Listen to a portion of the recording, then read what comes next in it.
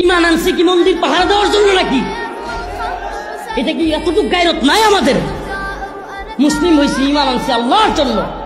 ইব্রাহিমের চেতনা ছিল মূর্তি ভাঙার চেতনা। আর আজকে কি কর মাদ্রাসা ছাত্ররা গিয়ে কি পাহারা দিবে? আমাদের মসজিদ পাহারা দেওয়ার ডিলারি নেন, মন্দির পাহারা দেওয়ার না। আপনাকে দায়িত্ব দেওয়া হয়েছে, উপদেষ্টা বানানো হয়েছে। আজকে বাইতুল মুকাররমের নিরাপত্তা নাই, আজকে বাইতুল মুকাররমের নিরাপত্তা দিতে পারতেছেন না। মন্দিরের নিরাপত্তা নিয়ে আপনাদের এত মাথা ব্যথা, যেখানে হিন্দু যুবকরা পর্যন্ত বলতেছে আমাদের মন্দির পাহারা দিয়া পূজা করা হইলে এই পূজা আমাদের দরকার নাই। হিন্দু যুবক বলতেছে আমাদের মন্দির পাহারা দিতে হবে কেন মুসলিমদের? আমরা বলি মন্দির যেমনি ভাবে আমরা ভাঙার কথাও বলি না, মন্দির পাহারা দিবে মুসলমান এটাও বলি না। বন্ধু, তোর কাছে আমার একটা দাবি, কাল সন্ধ্যা থেকে আমাদের পূজা শুরু, তুই কিন্তু যাবি। অনুষ্ঠান হবে, অনেক মজা করবো তোকে নিয়ে। তোদের ধর্মীয় অনুষ্ঠান আমি কি করবো সেখানে গিয়ে? কেন আসবি না বন্ধু? তুই না আমায় ভালোবাসিস? তোরা কি আমাদের কুরবানি ঈদের সাথে বাকি ধর্মীয় অনুষ্ঠানগুলোতে আসিস? তোরা ঈদে গরু জবাই করিস, সেই গরুকে আমরা মা বলে ডাকি। তাহলে বল তোদের দাওয়াত কেমনে আমরা রাখি? তোদের পূজাতেও তো আমাদের আল্লাহকে শিরক করে, তাই সেখানে যাইতে বলিস না বন্ধু, অনুরোধ করে। তুই কি জানিস না ধর্ম যা যার উৎসব সবার? এতক্ষণ বুঝিয়ে লাভ কি হলো? মন গড়া কথা বলতেছিস আবার। তাহলে আমাদের ধর্মকে হিংসা করিস নাকি তোরা? কি বলিস? অন্য ধর্মকে হিংসা পালনে বাধা আমাদের কোরআনে নিষেধ করা। তোদের ধর্ম তোদের, আমাদের ধর্ম আমাদের, কোরআনে আছে স্পষ্ট লেখা।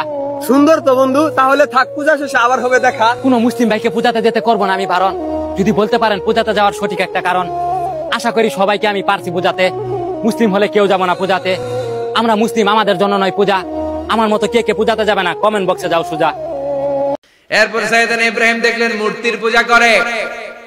বিশাল বিশাল মূর্তিগুলোর সামনে দাঁড়িয়ে চোখের পানি ছাড়ে পড়ে। जो तो मिटाना चाहे जीवन का तृष्णा सुबह शाम बोल बंदे कृष्ण कृष्ण कृष्ण।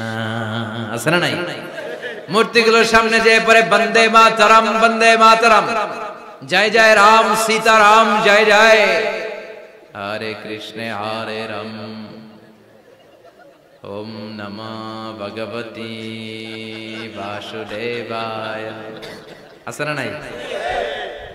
তো উনার এটাও মাথায় ধরে না, কারণ উনি দেখলেন কিছুক্ষণ আগে এগুলোর মাটি কাদা দিয়ে মূর্তি বানাইছে ওরা, এরপরে ডিজাইন করে এগুলোর সামনে ওম নমঃ পড়ে।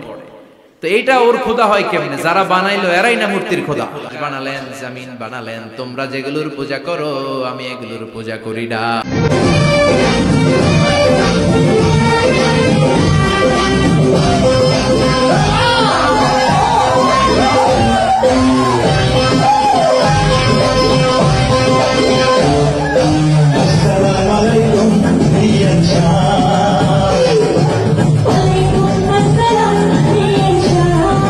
কত রক্তে ভেজা সংগঠন, কোরআনের সংগঠন, দাঁড়িপাল্লায় ভোট দিও।